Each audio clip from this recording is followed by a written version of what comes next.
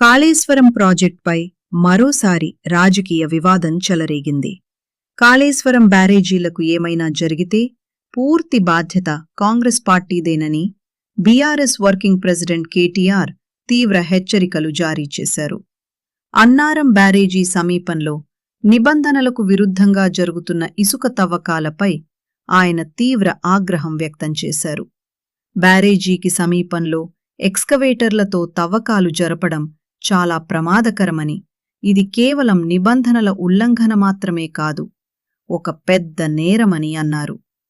Twitter వేదికగా స్పందించిన కేటీఆర్, మేడిగడ్డ బ్యారేజీపై కుట్రలు చేసినట్టే ఇప్పుడు అన్నారం బ్యారేజీని కూడా బలహీనపరచటానికి ప్రయత్నాలు జరుగుతున్నాయా అని ప్రశ్నించారు.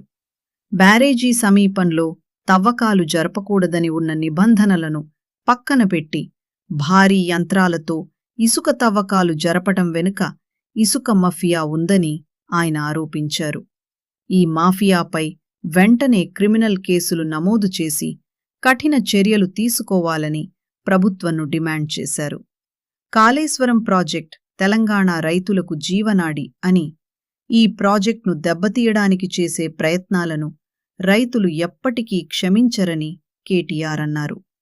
అన్నారం బ్యారేజీ సమీపంలో జరుగుతున్న ఈ అక్రమ తవ్వకాలపై సమగ్ర విచారణ జరిపి బాధ్యులపై కఠిన చర్యలు తీసుకోవాలని కూడా ఆయన డిమాండ్ చేశారు.